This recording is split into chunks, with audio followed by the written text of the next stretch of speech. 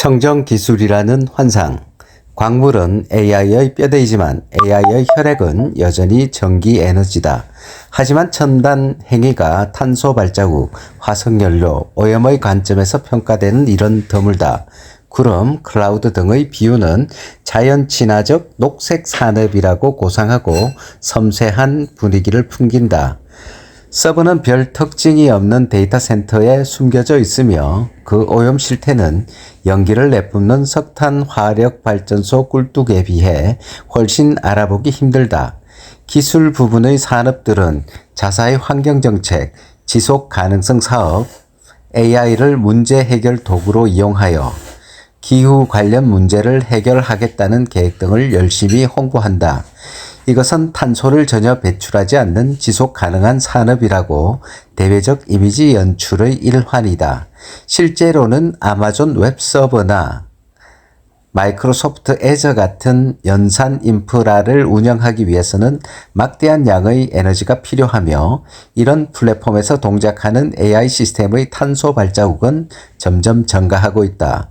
후텅 후이는 클라우드의 과거 역사 A Prehistory of the Cloud에서 이렇게 썼다. 클라우드는 자원 집약적인 추출식 기술로 물과 전기를 연산 능력으로 전환하며 상당한 규모의 환경 피해를 일으키지만 이것을 눈에 보이지 않도록 치운다. 이 에너지 집약적 인프라의 문제를 해결하는 것은 중대 관심사가 되었다. AI 업계가 데이터 센터의 에너지 효율을 높이고 재생에너지 비율을 늘리려고 나름 노력한 것은 사실이다. 하지만 전 세계 연산 인프라의 탄소 발자국은 이미 항공업계의 최고치에 도달했으며 더욱 빠르게 증가하고 있다. 수치에 편차가 있긴 하지만 로트 피 벨 히러와 아메드 엘멜리기 같은 연구자들은 2040년이 되면 기술 부분이 전 세계 온실가스 배출량의 14%를 차지할 것이라고 추정하며 스웨덴 연구진은 2030년이 되면 데이터 센터의 전기 수요만도 약 15배 증가할 것이라고 예측한다. AI 모형을 제작하는 데 필요한 연산 능력을 면밀히 들여다보면 속도와 정확성 면에서 기하급수적 성장을 이루려는 욕구 때문에 지구가 막대한 비용을 치르고 있음을 알 수 있다. AI 모형을 훈련하기 위한 연산 처리 수요와 이에 따르는 에너지 소비는 아직도 새로운 탐구 분야다. 이 분야의 초창기 문헌 중 하나는 매사추세츠 대학교 에머스트 캠퍼스의 AI 연구자 에마 서트루벨 연구진이 2019년 발표한 논문이다. 연구진은 자연어 처리 NLP 모형의 탄소 발자국을 이해하는 데 중점을 두고서 수십만 연산 시간 동안 AI 모형을 가동하여 잠재적 추정치를 파악하기 시작했다. 최초의 수치는 충격적이었다. 서트루벨 연구진은 NLP 모형을 하나만 가동했는데도 30만 킬로그램의 이산화탄소가 배출된다는 사실을 발견했다. 이것은 휘발유 자동차 5대를 제조 과정을 포함하여 수명이 닿을 때까지 몰거나 뉴욕에서 베이징까지 비행기로 125차례 왕복하는 것과 맞먹는다. 설상가상으로 연구자들은 이 모형이 최소한의 낙관적 추정치라고 언급했다. 여기에는 애플과 아마존 같은 회사들이 시리와 알렉스 같은 AI 시스템을 더 사람처럼 들리게 하려고 인터넷 전체에서 데이터 집합을 긁어모아 자사의 NLP 모형을 훈련시키는 실제 상업적 규모가 반영되어 있지 않다. 기술 부분의 AI 모형에서 소비하는 정확한 에너지 양은 알려져 있지 않다. 이 정보는 기업의 비밀로서 철동같이 보호받는다. 여기서도 데이터 경제는 환경을 계속해서 외면하는 바탕 위에 존재하고 있음을 알 수 있다. AI 분야에서는 클수록 좋다는 신념에 따라 성능을 향상시키기 위해 연산 주기를 극대화하는 것이 표준 관행이다. 딥마인드의 리치 스턴이 말한다. 연산을 효율화하는 방법은 궁극적으로 볼 때 단연 가장 효과적이다. AI 훈련 과정에서의 무차별 테스트, 브루트 포스 테스팅, 연산 기법이나 더 나은 결과를 얻을 때까지 체계적으로 더 많은 데이터를 수집하고 더 많은 연산 주기를 동원하는 연산 기법은 에너지 소비의 가파른 증가를 이끌었다. 오픈 AI의 추산에 따르면 2012년 이후 AI 모형 하나를 훈련하는데 필요한 연산의 양은 해마다 10배씩 증가했다. 그 이유는 개발자들이 더 많은 칩을 병렬적으로 이용할 방법을 거듭 찾아내고 여기에 드는 경제적 비용을 기꺼이 감수하기 때문이다. 경제적 비용의 측면에서만 생각하다 보면 효율을 증대하려고 연산 주기를 늘릴 때 폭넓은 지역적 환경적 피해가 발생한다는 것을 알아차리기 힘들다. 하지만 연산 극대화주의 경향은 생태계에 극심한 영향을 끼친다. 데이터 센터는 세계 최대의 전기 소비처 중 하나이다. 이 다층적인 기계에 동력을 공급하려는 석탄, 가스, 원자력, 재생에너지 등의 전력이 필요하다. 일부 기업은 대규모 연산의 에너지 소비에 대해 점차 적극적으로 대응하고 있는데 애플과 구글은 탄소 중립, 탄소 배출권을 구입하여 자사의 탄소 배출을 상쇄한다는 뜻을 공언하고 있으며 마이크로소프트는 2030년까지 탄소 네거티브를 실현하겠다고 약속했다. 하지만 사내 직원들은 환경 죄책감을 덜기 위해 면제부를 살 것이 아니라 총 배출량을 감축하라고 요구했다. 게다가 마이크로소프트, 구글, 아마존은 모두 화석연료 기업들이 땅속에서 연료를 찾아내고 채굴하는 일을 지원하기 위해 자사의 AI 플랫폼, 엔지니어링 인력, 인프라에 대한 이용 권한을 부여함으로써 인류발 기후변화에 가장 큰 책임이 있는 산업을 더욱 육성하고 있다.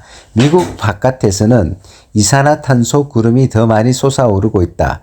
중국의 데이터 센터 산업은 동력의 73%를 석탄에서 얻으며 2018년에만 약 9,900만 톤의 이산화탄소를 배출했다. 중국 데이터 센터 인프라의 전기 소비량은 2023년에 3분의 2가 증가할 것으로 예측된다. 그린피스는 중국 최대의 기술 기업들이 어마어마한 에너지를 소비한다며 경보를 울렸다. 알리바바, 텐센트, GDS를 비롯한 중국 유수의 기술 기업들은 청정 에너지 비중을 부쩍 늘리고 에너지 이용 현황을 공개해야 한다. 석탄 화력 발전의 영향은 국경을 초월하여 어디에나 영구적 흔적을 남긴다. 자원 채굴과 그 영향의 지구적 성격은 한 국가가 대체할 수 있는 규모를 훌쩍 넘어선다. 물은 연산의 진짜 비용에 대해 또 다른 이야기를 들려준다. 미국의 물 이용 역사는 분쟁과 이면 계약으로 가득하며 연산과 마찬가지로 물과 관련한 계약 조건은 비밀에 붙여진다. 미국 최대의 데이터 센터 중 하나는 유타주 블러프데일에 있으며 국가안보국 소속이다. 2013년 후반에 설립된 국가정보공동체 종합사이버보안 이니셔티브 데이터 센터 를 직접 방문하는 것은 불가능하다. 하지만 나는 인근 교회를 차로 통과하다가 세이지 브러쉬가 무성한 언덕 사이로 길이 나 있는 것을 발견했다. 덕분에 11만 제곱미터가 넘는 넓이의 대규모 시설을 가까이에서 볼 수 있었다.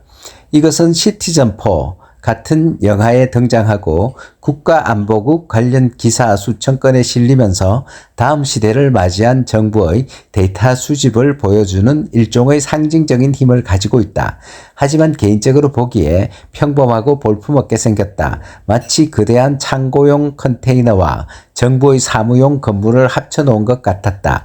가뭄으로 바짝 마른 유타주에 데이터 센터가 자리 잡은 탓에 물을 둘러싼 갈등은 데이터 센터가 공식적으로 설립되기도 전에 시작되었다. 현지 언론인들은 1일 640만 리터의 물 소비량 추정치가 정확한지 검증하고 싶어 했으나 국가안보국은 처음에는 이용량 자료 공개를 거부하고 모든 내용을 공식 기록에서 삭제했으며 물 이용량이 국가안보 사안이라고 주장했다. 감시 반대 운동가들은 물과 에너지가 감시에 이용되는 것을 막기 위해 소책자를 제작했으며 물 이용을 법적으로 통제하여 시설이 폐쇄되도록 한다는 전략을 세웠다. 하지만 블러프데일 시는 시설이 이 지역의 경제 성장을 가져다 주리라는 약속을 믿고서 평균가보다 훨씬 싼 값에 수년 동안 물을 공급하기로 국가안보국가 계약을 맺은 뒤였다. 물의 지정학적은 이제 데이터 센터, 연산, 권력의 메커니즘 및 정치와 모든 측면에서 깊숙이 얽혀 있다. 국가안보국의 데이터 보관소가 내려다 보이는 건조한 언덕에 서면 물에 대한 모든 논쟁과 혼란이 납득된다. 이곳 지형에는 제약이 있으며 서버를 냉각하는 데 쓰이는 물은 이 물이 있어야 살 수 있는 지역 사회와 동식물 서식처로부터 빼앗은 것이다.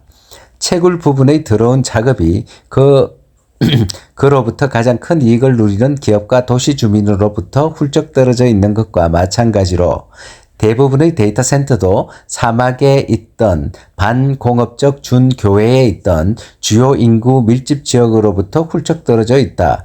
이 현상은 클라우드에 대한 우리의 감각이 시야에서 사라지고 추상화되는데 한몫하지만 사실 클라우드는 지극히 물질적이며 제대로 파악되지도 설명되지도 않은 채 환경과 기후에 영향을 미친다.